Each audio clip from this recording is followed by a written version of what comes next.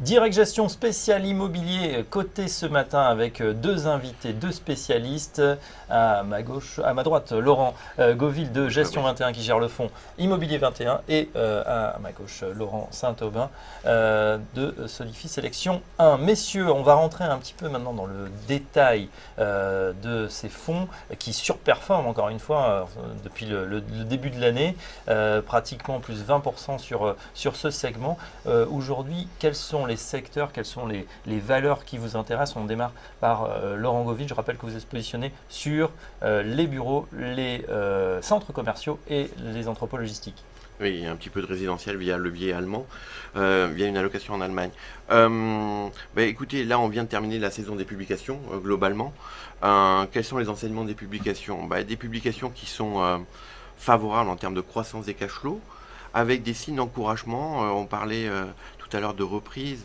Les managements également visiblement adhèrent à ce discours puisqu'ils proposent des dividendes qui progressent de 4% alors que les cash flows progressent de 2%. Donc c'est des signes d'anticipation par les managements plutôt positifs.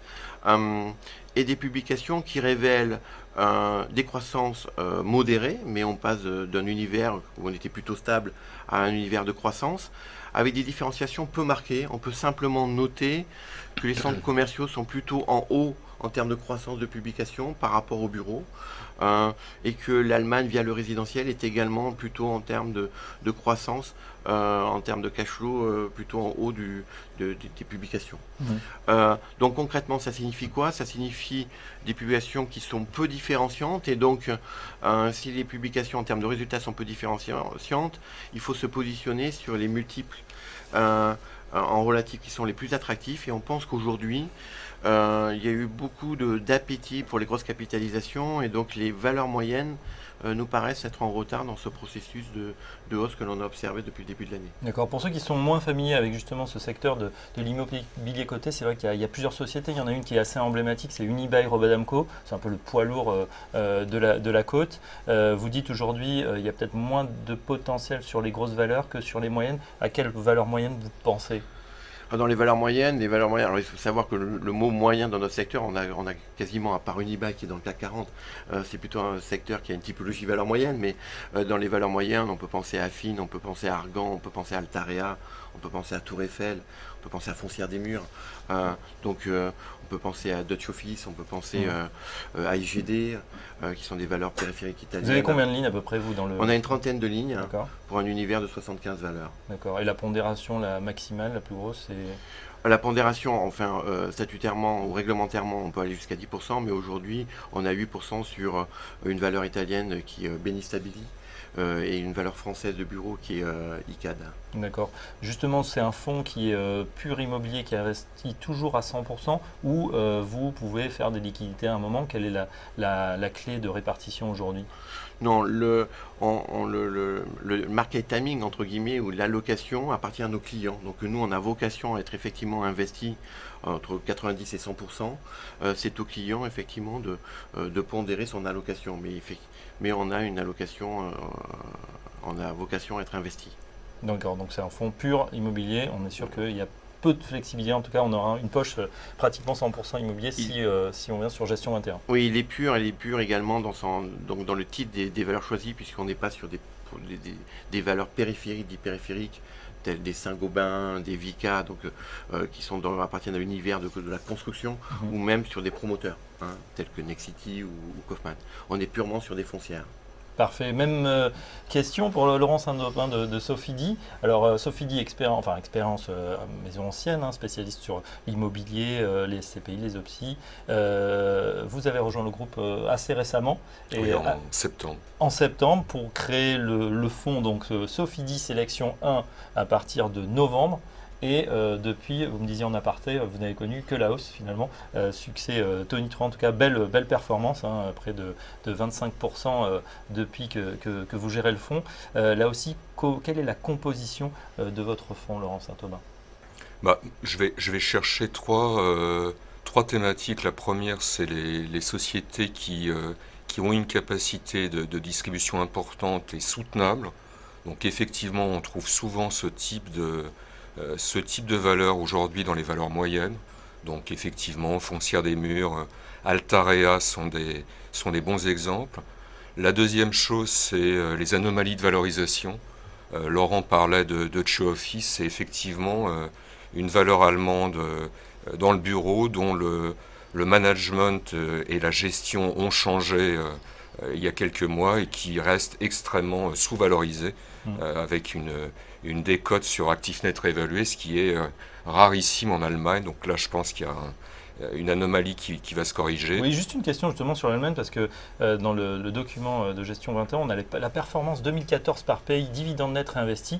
Là, c'était l'Allemagne l'an dernier qu'il fallait vraiment jouer avec 44% de performance. Le Royaume-Uni est juste derrière, pourtant on parle plus de la flambée au Royaume-Uni. Dans les faits, 44% en Allemagne. Pourtant, vous dites il reste des poches d'intérêt, notamment sur le résidentiel. Ce qui est assez étonnant, c'est que l'Allemagne est un géant économique, mais avec boursièrement de toutes petites sociétés en centres commerciaux et en bureaux, et un énorme secteur résidentiel. Donc ce qui a flambé l'an dernier, c'est le secteur résidentiel, qui est perçu par les investisseurs un petit peu comme un substitut aux obligations, au Bund allemand, et sur lequel, à mon avis, les sous-jacents spécifiques à chaque société sont plus vraiment pris en compte par le marché. Donc le Deutsche Office, c'est du bureau.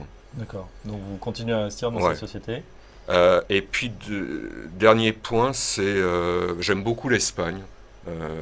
Laurent aime beaucoup l'Italie. Moi, je trouve qu'en Espagne, il y a des choses à faire. J'ai investi dans les tirelires, qui sont des sociétés neuves qui sont créées il y a un peu plus d'un an, avec uniquement des liquidités pour acheter des actifs de sociétés en faillite à bon compte. J'aime beaucoup donc Merlin Properties et puis Lar España. Et puis enfin, le fonds, comme je le disais tout à l'heure, peut investir un petit peu en dehors de la zone euro. Et c'est ce qu'on a fait en investissant un petit peu en Scandinavie, au Royaume-Uni, et aussi sur 3 valeurs américaines, pour essayer d'aller chercher des foncières pures positionnées sur des segments de croissance à long terme qui sont liés à la sociologie, à l'évolution des choses, vieillissement de la population, changement des habitudes de travail, décomposition des familles qui favorisent par exemple des sociétés de stockage pour les particuliers. Quand les familles éclatent, on a besoin de mettre des choses dans des cartons. D'accord, donc c'est effectivement plus large que simplement des foncières cotées, c'est l'immobilier au sens large. Quand on dit immobilier Espagne, ça fait un petit peu peur vu le track record ou les événements passés. D'ailleurs, très récemment, il y a quand même une nouvelle société, un nouveau promoteur qui a fait faillite avec une dette assez importante, 3 milliards, qui ne sera pas couvert. Ça pourra avoir un impact sur les banques. Ça ne vous fait pas peur? Vous allez chercher quand même des valeurs à la casse sur cette immobilier espagnol? En fait, non. Je suis allé chercher des valeurs qui n'existaient pas il y a 1 an et demi, donc qui se sont créées en levant des capitaux très importants pour justement racheter les bons actifs des sociétés en faillite. Pourquoi les sociétés espagnoles anciennes ont fait faillite? C'est qu'elles avaient une exposition résidentielle où là il y a eu une vraie bulle très importante et qu'elles avaient des niveaux de dette énormes. Les tirelires dont je parle n'avaient pas de dette au départ et aucune exposition résidentielle. Donc c'est finalement la faillite du vieux secteur immobilier espagnol favorise l'émergence d'un nouveau secteur mieux géré et qui n'a pas toutes les casseroles du passé. D'accord, finalement vous dites que il y a, quelque part c'est l'inverse d'une bad bank, là c'est une new bank qui est créée juste avec les meilleurs actifs, qu'elle va pouvoir les piocher, en plus elle a des taux extrêmement... Dans un environnement économique qui s'est amélioré avec une politique économique qui va dans le bon sens en Espagne. Alors en Espagne, vous voulez réagir Laurent? Oui, juste un mot sur l'Espagne. Il faut comprendre, il y a 4 entreprises qui ont levé des capitaux pour à peu près 2 milliards de capitalisation. C'est même pas il y a 1 an et demi, c'est il y a 1 an environ. Sur ces 4 véhicules, il y a 2 véhicules qui ont une gestion externe et 2 qui ont une gestion interne. Donc on sera plutôt sensible effectivement à des véhicules qui proposent une gestion immobilière en interne. Et donc c'est vraiment des dossiers que l'on regarde. Aujourd'hui, elles sont commencées même plus que largement à investir, mais leurs publications sont toutes récentes. Donc nous, c'est vraiment quelque chose qu'on a sous observation, tout simplement parce que le diagnostic qu'on fait du marché espagnol, c'est que globalement, tant en loyer qu'en valeur d'actifs, on a perdu 30 à 35%. Et donc nous, ça nous paraît intéressant d'acheter des véhicules qui donnent accès, mais qui ne doublent pas les risques.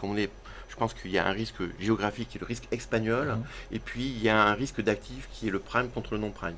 Donc on va être plutôt focalisé sur des sociétés qui donnent accès à de l'immobilier prime en Espagne.